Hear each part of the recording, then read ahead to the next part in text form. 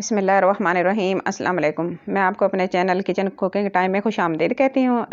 आज हम टमाटर की प्योरी बना रहे हैं और जिसके लिए मैंने 1 किलो टमाटर ले लिए हैं। फ्रेश टमाटर हैं, ये मीडियम साइज़ के हैं, फुल पके हुए हैं। इनकी अच्छी प्योरी बनती है। इनको मैंने धो के अच्छी तरह साफ़ करके रख लिया है और अब हम इनकी कटिंग करते हैं। कटिंग इनकी कुछ इस तरह से करेंगे। हम इनके 4 पीसेस कर लेंगे ताकि हमें अंदर से इनके बीज निकालने में आसानी हो।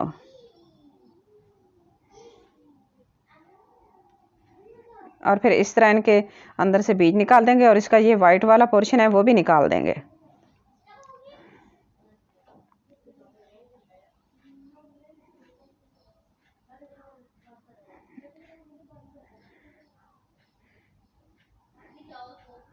इस तरह से सारे बीज निकाल देंगे हम 1 बाय 1।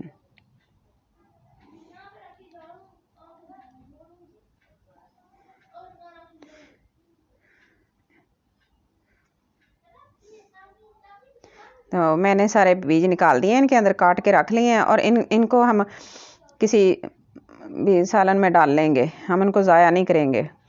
तो ये इस तरह सारे पीसेस तैयार हो गए हैं।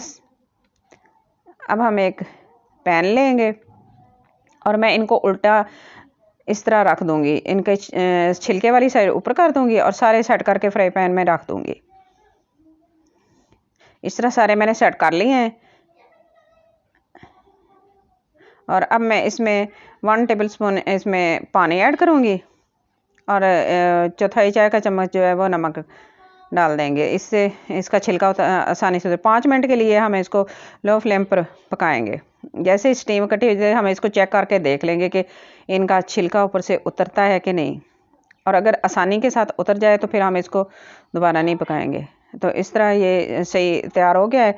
अब हम इसको ठंडा होने के लिए रख देते हैं। जैसे ही ठंडे हो जाएंगे तो मैं इनको कांटे की मदद से इनका छिलका उतारूंगी। मुझे इस तरह आसानी होती है, छिलका भी हमारा आराम से उतर जाएगा और अंदर से इनके जो सीड्स वो हमने पहले ही निकाल दिए हैं। तो इस तरह से ये साफ साफ हो जाएंगे हमारे पीसेस सारे। हाथ से भी उतार सकते हैं लेकिन मुझे इस तरह अच्छे लगता है, आसानी के साथ उतर जाता है। तो इसके अंदर थोड़ा सा जो पानी रह गया है हम इसको भी खुश कर लेंगे। चाहे 2-5 मिनट लगें तो उतनी देर हम इसको ना इसके पानी को खुश करना है। हमने इसको ज़्यादा पकाना नहीं, गलाना नहीं है, बस सिर्फ इनका पानी खुश करना है और इसका कच्चापन ख़त्म हो जाएगा।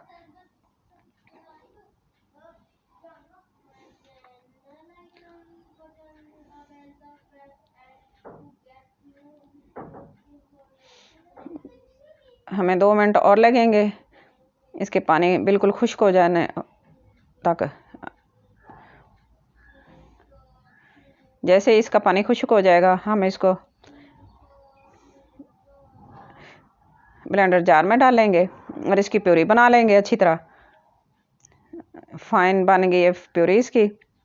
तो अब हमें इसको पकाने की तो ज़रूरत नहीं है, ये पहले पकी हुई है, सारा पानी इसका खुश्क हो गया था और ये रेडी है। अब इसको हम सेव करके रख सकते हैं, किसी भी खाने में यूज़ कर लेंगे। तो हमारी प्यूरी तैयार हो गई है और ये इसकी फ़ाइनल लुक है। मुझे उम्मीद है कि आपको अच्छी लगी होगी आज की मेरी छोटी सी रेसिपी। तो प्लीज़ लाइक करना, शेयर करना, सब्सक्राइब करना और अपनी दुआओं में याद रखना।